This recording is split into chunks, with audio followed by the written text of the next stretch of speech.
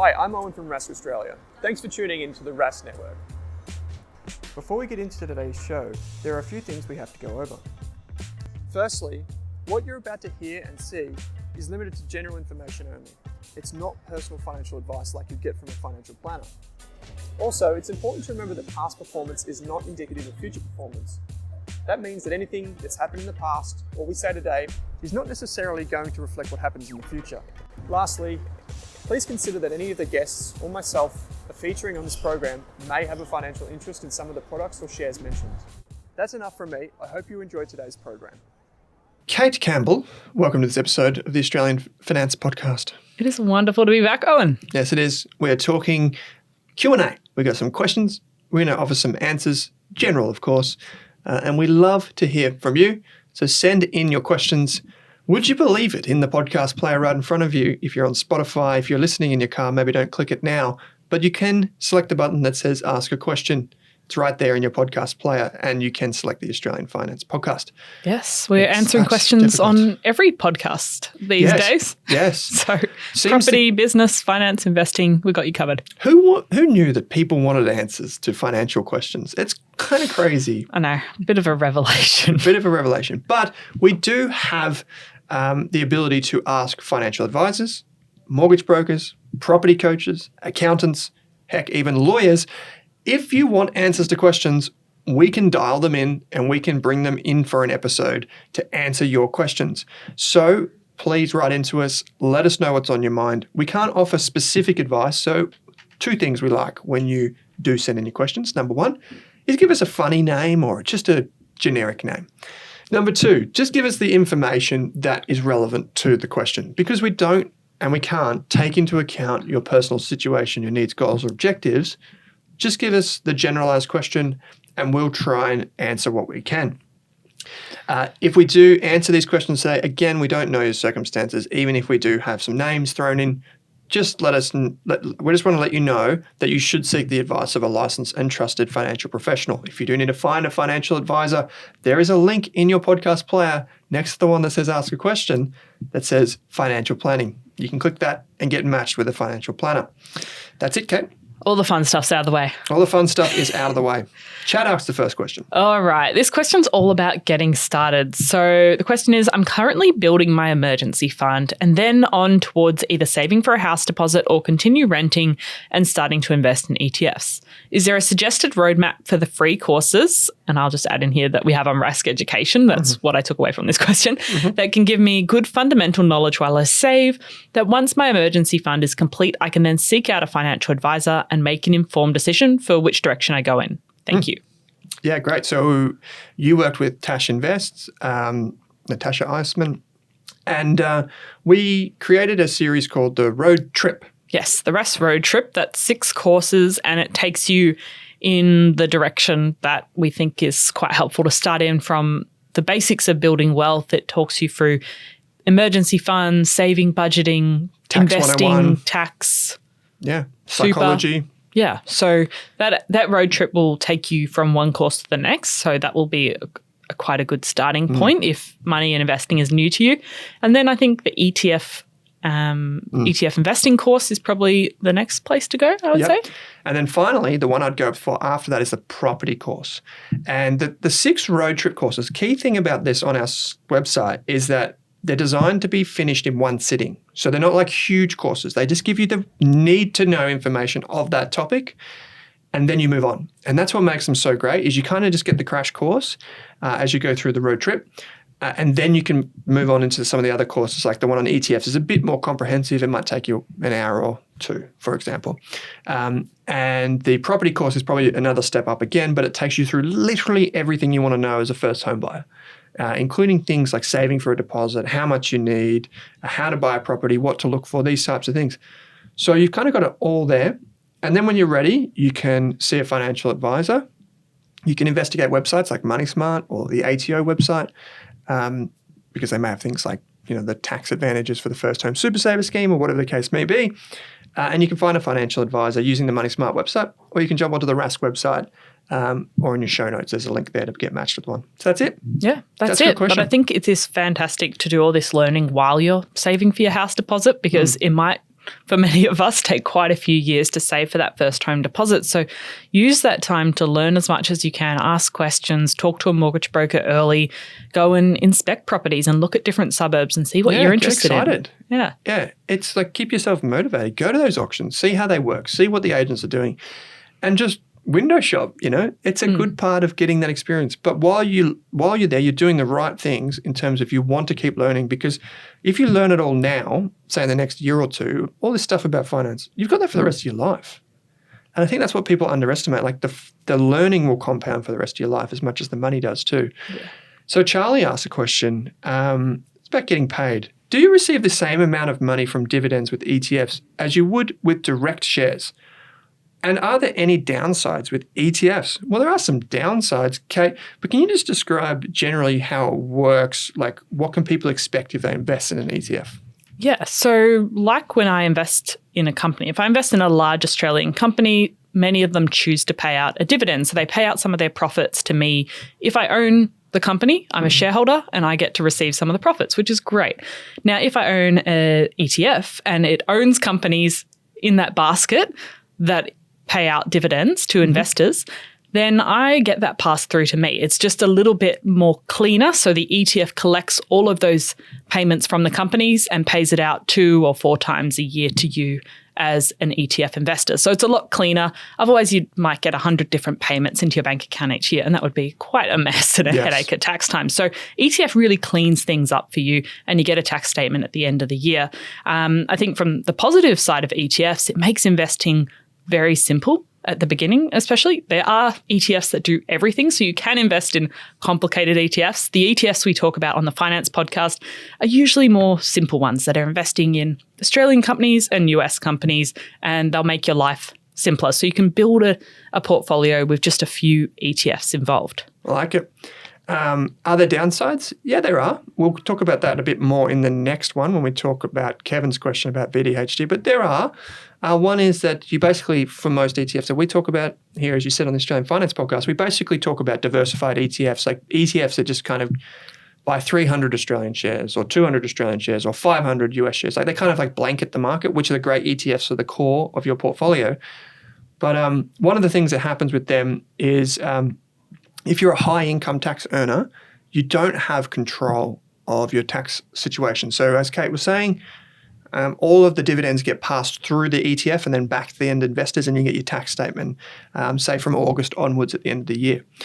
But what happens is as you get a bigger and bigger balance, normally if you were to buy, say, BHP shares directly, you don't pay tax if you don't receive a dividend or until you sell. But with an ETF, you don't have control over what happens inside of that ETF. So you still may be responsible for some of the tax that happens inside the ETF. And that has pros and cons for certain people. Like some people like deferring tax and just holding on to their shares and not having to pay tax until the future. Others are happy to do the ETF route and just pay the tax as they go, so to speak. Yeah. So there's pros and cons. But it actually relates to the next question that we got from Kevin, Kate.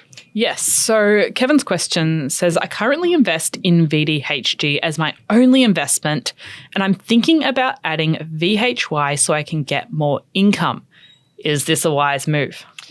Yes, obviously, Kevin, we can't tell you what's right for your situation. But generally, we have this question a lot. Yeah. And I think we should start by talking about what these ETFs are. Yeah. Okay. Great. So VDHG is one of the most popular ETFs in Australia. It stands for the Vanguard Diversified High Growth ETF. And as the name suggests, it's focused on growth. There are alternatives to this one from Vanguard. There is the balanced one, there is a conservative one, and there is just the growth one, so not high growth, but growth. But this one is by far the most popular, VDHG. And the reason it is popular is because people see it as an all-in-one ETF. Basically what happens is when you buy into VDHG using your Perla, sponsor of the show, CommSec, self-wealth account, whatever stake, whatever trading account you're using to buy this ETF, when you buy into it, what happens is Vanguard effectively takes your money and then invests it in a bunch of other funds underneath it. So with one investment, you get a bunch of other funds. And 90% of those funds, or 90% of your money, will go into strategies that invest in shares, basically.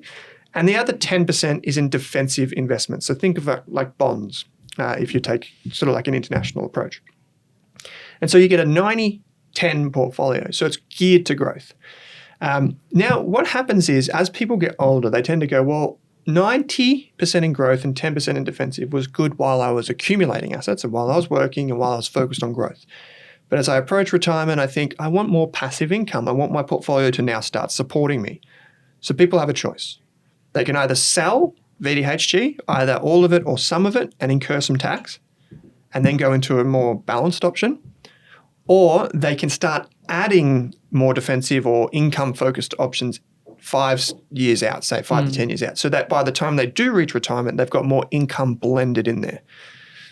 Now, in this instance, VHY is the most popular option for investors who are seeking income from shares, because all it does is it takes your money, same as before, you buy it the same way, but all it does is it takes your money and invests in approximately 75 of the top dividend paying shares in the country. So it excludes companies that don't pay a dividend and focuses on the companies that do pay a dividend amongst Australian shares.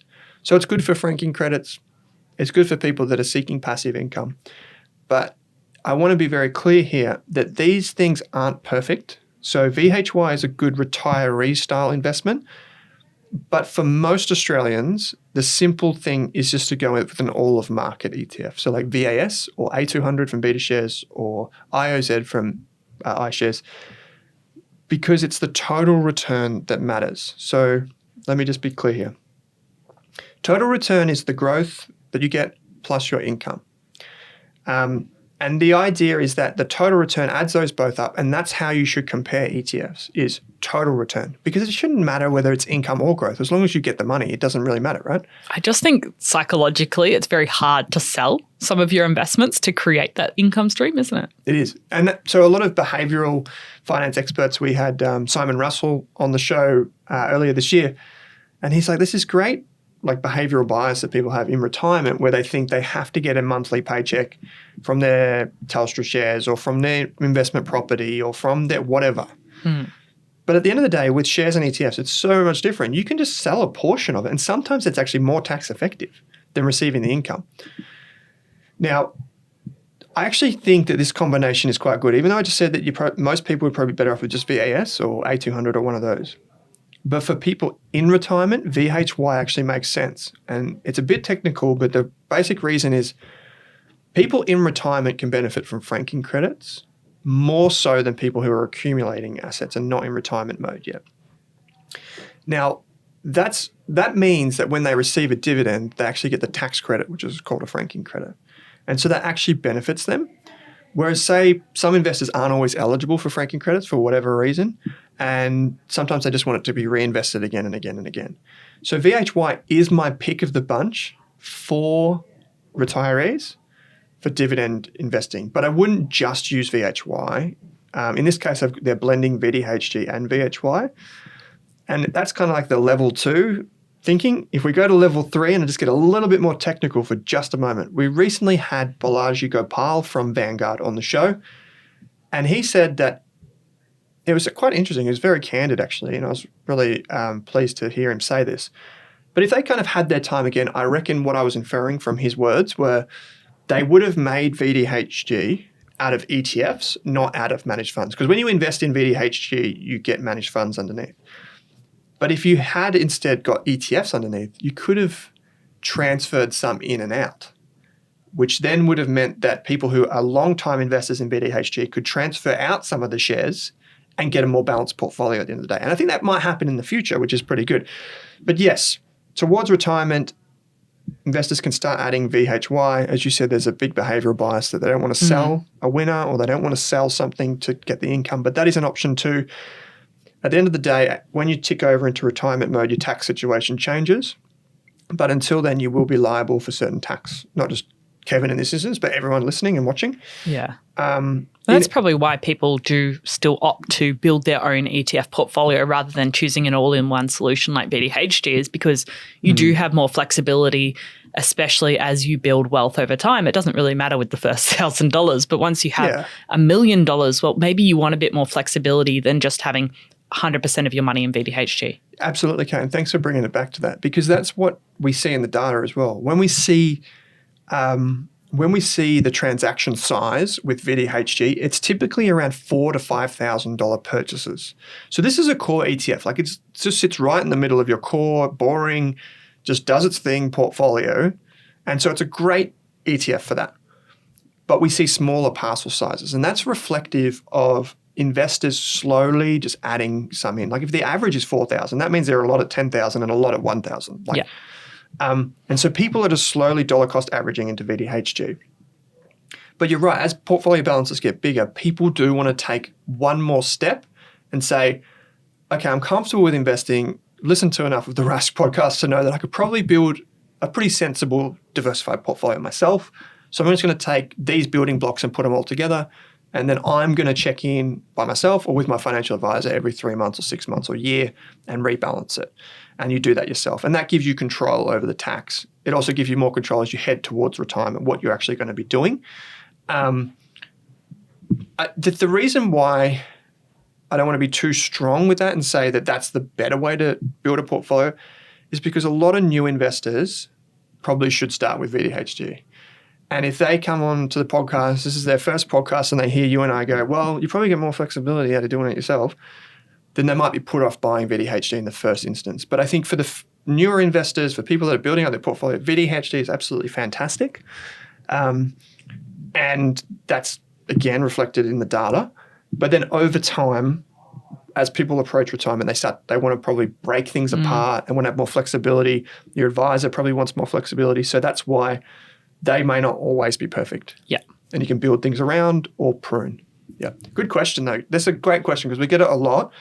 And yeah, it's great. We've got a lot more, Kevin. I don't know if you're a member of ours, but you can get a Rask membership and we cover all of those questions in detail. And also we show people how we build model portfolios. Yeah, and you've done research on VDHG within that, haven't you? Oh, yeah, heaps, yeah. So you can get the full analyst write-up on how VDHG works and also how to build your own ETF portfolio as well. Yeah, exactly.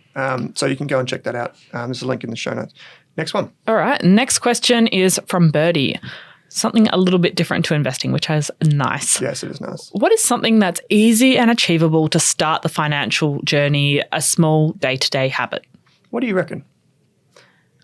I think for me, it was at the very beginning, it was just checking what I was spending each day. I wasn't writing it down, but I was just having a glance and sort of coming to terms with where was my money going every day, because that was my realization at the very start of my journey after working full-time for 6 months when I was 18 years old, is that I hadn't saved any money. I did my very first tax return for the first 6 months of my working life, and I realized I'd earned some money, but I had nothing in the bank account. And so my very first step I took was just checking in with what I was spending each day and going, is that actually where I want to spend my money? At the very beginning, I didn't have an emergency fund. I didn't have investments. So that was the very first habit that I built. So now I don't check in as much, which is probably to my detriment because there was quite a few Amazon purchases the other day.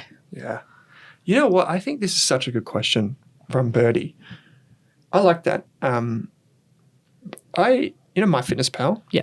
That's like one thing that I can never break. I was like going to bed last night and I was pretty much already asleep, and then I realized that I hadn't done MyFitnessPal, and I was like instantly awake, straight over to the bedside table, put this in, go back to sleep. Yeah. And it's got to that point, like they say the chains of habit too light to be felt until they're too heavy to be broken, and it is too heavy to be broken. For me, every single day, I've got to do MyFitnessPal. And my life coach always tells me that the easiest way to build a new habit is to just stack on top of the one that you've just formed. So now it's like journaling. So you start with one thing, which was, in this instance, a health-related fitness thing, and then journaling, which is more mindfulness, built on top of that. And that can be very simple. For me, that would be having the journal beside the bed. But I also have this like little card, and it's got like, when did you practice like reflection today? When did you practice mindfulness? When did you practice? And you just think of those moments in your day, and that's a habit that you kind of build on top. Now, if we take the finance lesson here with Kate's example of savings and just checking to see where money's going, maybe once you've done that, maybe you can then build something around that. So, for example, if you catch the train to work, you might just quickly just go and see, okay, what's my bank balance today? What did I spend money on? And then maybe for the first, couple of weeks, you might say, well, if I find one thing in my savings routine, is there a way to save money? So for the next, on your way into the city, if you commute into the city, or, I spent, $7 on lunch yesterday or whatever it was. That's probably pretty cheap these days. Yeah, that's very cheap, but maybe. Probably $15 on $15. lunch. Was there a way that I could save? Yeah. Can I or even when you do that, you transfer $5 to your saving account. Yeah. Or even things like that are automated, like roundup features. I think it's quite helpful at the start of your finance journey to learn the skill. So if you have everything running in the background, you might not learn the behavior. So I would say like roundup features, well, maybe you manually do it for a few weeks and you just transfer some money into your savings account to learn that skill. And then you can automate it in the background. Yeah, absolutely. Automate all the things is kind of what I thought about when I saw this one. And there are some things you shouldn't automate, right? We've discussed those things like car insurance, things like those big yearly bills. You have to get more money by actually shopping around once a year rather than automating the payment. And then probably a habit that's helped me with my finances, my career, is just using the time on the train to work. So when I was working 5 days a week in the city, every morning I knew I'd be exhausted at the end of the day and just want to listen to a podcast or something trashy. But on the way into work, I'd listen to a podcast, I'd read a book, I'd listen to a course or something like that was going to help me with my career, my finances, something positive for my own growth. And those small moments, it might just be half an hour each day, but they add up over time. I'm thinking people listening to this would be like, Kate listens to something trashy on the train, but it's so true, right? That's the best time. Usually like podcasts about financial frauds. Like very sensationalized to drama. Which is not that trashy at all, but it's probably a learning thing anyway. But it's true, right? There is something in your routine that you may be able to just jump on top of. And for me too, when I used to commute into the city basically every day, mine is horrible, learning the Chartered Financial Analyst, which is a really tough finance exam. That's an exam that I wouldn't want to take a lot of time out of my social life to study for, but I knew I was on the train anyway. And that's why I actually love the train these days, is because it's actually my time where I feel okay to learn. Like on the train this morning, it's okay to listen to Shane Parrish's audiobook that I got through Audible, or to jump on Spotify and listen to a podcast like this. Because one, it's free with my Spotify subscription, but two, I can do it and there's really no friction involved. Number three, I don't have to act on it. Like there's no commitment. Like I don't have to do anything after listening to this episode. Sure, we're going to talk about VDHG or how do you do this and habit and that, but most people won't do anything and that's fine. But at least you've got the knowledge, so you can build that habit of accumulating that knowledge through time. And eventually, like when we were in Brisbane, a lovely lady, I cannot remember her name, said she'd been listening to the podcast for years and never invested. And then finally, just recently she'd invested and it felt amazing. So she went for years kind of building the habit of learning about finance and getting comfortable, just listening. That's all the commitment was. And then finally pulled the trigger and felt great about it.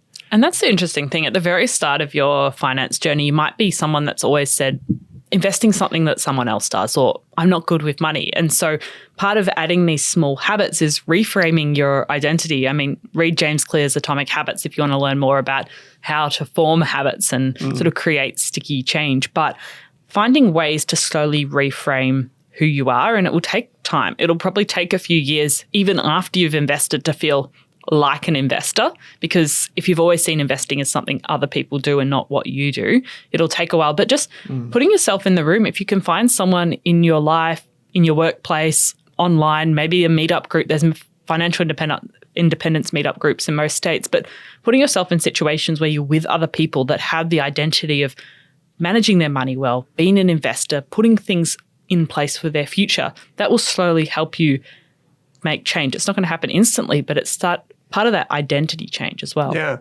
I think speaking of listening to a podcast this morning, an audio book this morning on the way into the city, I was listening to Shane Parrish's book, Clear Thinking, and I'm going to butcher it, but he basically said the high-performing people hang around with people with high standards, or they have high standards. And the idea is that simply by being around other people and putting yourself in the environment, you can form a habit by just osmosis, like you just absorb it from them. And we had Steve Sammartino on the show not too long ago, and he said one of the best things you can do to, grow is just to change places. Remember that? He just literally said, if you want to, eat healthy, go to the fruit and veg section, right? Literally change spaces. If you want to, grow as an individual in your career, go hang around the people that are doing that as well. Like go to that part of the office. If you want to start thinking about your future and setting goals, if you're with people that just want to live 100% in the moment and think you're crazy for trying to think about your future, then maybe you need to add a few more people or find some different places to be in or join some other groups. You don't have to cut one side out, but you just need to add a few changes. And the thing about that is like a lot of those social interactions actually bond us because it's like a forced reason to be recurring with something. Like a lot of sports clubs are like this. We were talking about this the other day. It's like the loneliness pandemic in Australia. I loved being part of a footy club and a soccer club growing up because it wasn't so much that I loved playing, like kicking a ball around. It was actually just every Tuesday or every Wednesday you'd have to go, or every weekend you'd have to go because it's a commitment that you've made and you formed a habit of being social. And I think that was kind of like inadvertently a great way to form bonds and build relationships. So maybe there's a way you can do that with finance. Maybe you can join one of those groups.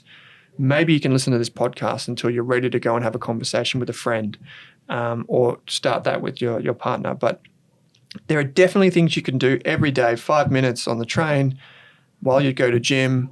You don't have to do it for the whole time. If you want to switch it off, that's fine. And Morgan Housel, I remember listening to the author Morgan Housel had this great interview that he did with Patrick O'Shaughnessy on an Invest Like the Best podcast. He said, a lot of people think like when they get a book that if they've got 20 pages and they have to keep reading. He said, one of the best things I do is I just burn the book, like not literally burn the book, but I just like burn it, move on. Yeah. Move to a new one. Give it to someone else. Yeah, just if I don't like it in the first 10 pages, I just move on. So why would I kind of force myself to do that? Just keep moving and keep getting that feedback loop of positivity. It's a great question, Bertie. If you do have any suggestions of your own, please let us know on Spotify or on Instagram or wherever you get your social media. We'd love to know about building habits. I do have the Atomic Habits book at home, which I plan to read this summer. Getting out. This is Sarah P's question, Kate. All right. What exit strategies are there? It's all about starting, but what about the wind down or exit from... Are we keeping the money in the market or leaving it to our beneficiaries? Haven't heard or read anything, so curious to hear what you have to say. Sarah, we talk a lot about retirement, giving, estate planning over on our Australian Investors podcast with a lot of the retirement financial advisors that we speak to there. So I'd encourage you to go check that out. The reality is most of the content that you will see in Australia at the moment is geared towards people who are accumulating assets. Yeah, and getting people to take that first step because that's such a hurdle for so many people. Absolutely. And frankly, 26, 27 million people in Australia, most of those people are still accumulating assets and they're wanting to deploy their capital. But some people are thinking with the end in mind.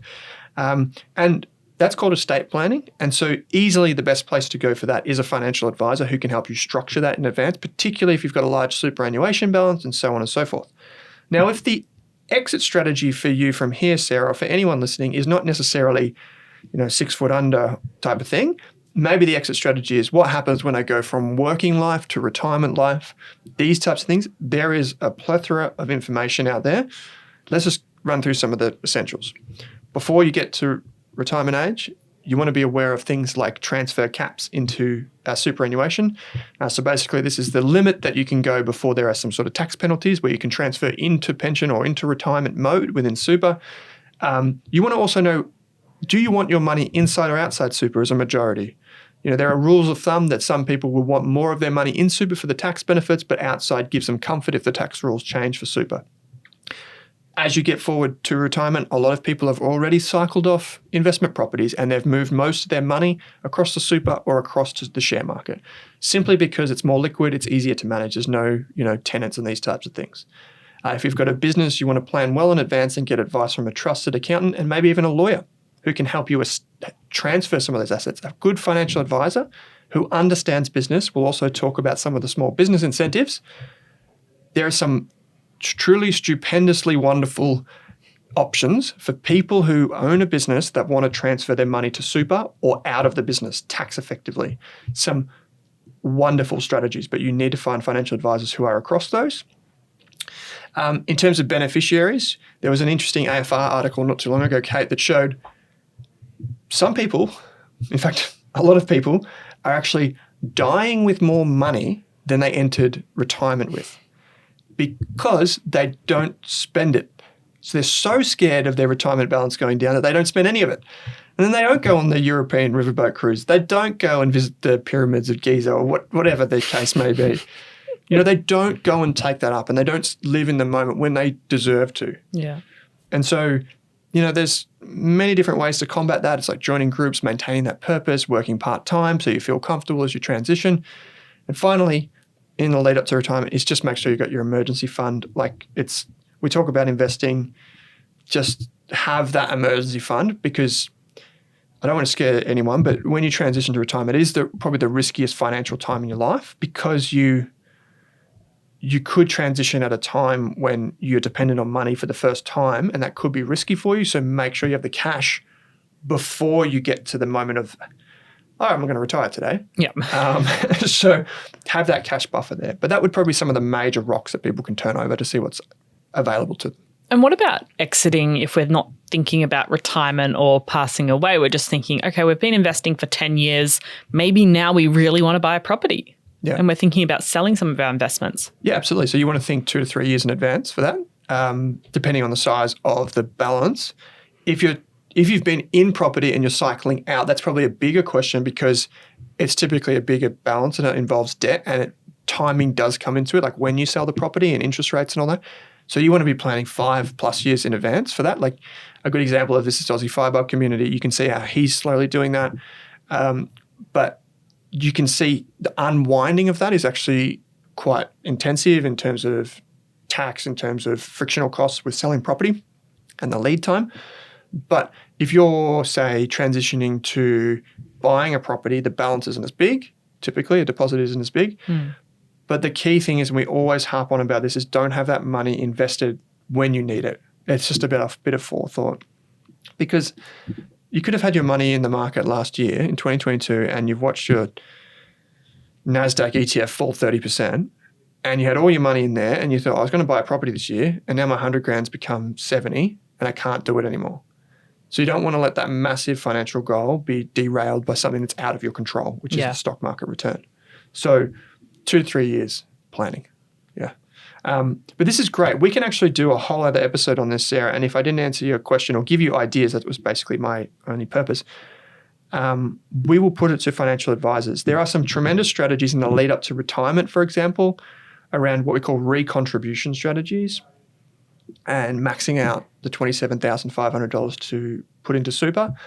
All wonderful strategies, all have tax benefits. If you've got under 500 grand in super balance, there's so many options a good financial planner can help you with. And you've covered some already on the Investors podcast. In the Investors podcast, yeah. And we're having more financial planning content coming to you in 2024. So you can send your questions in. And if you need to get in contact with a financial advisor, you can now do that via the show notes.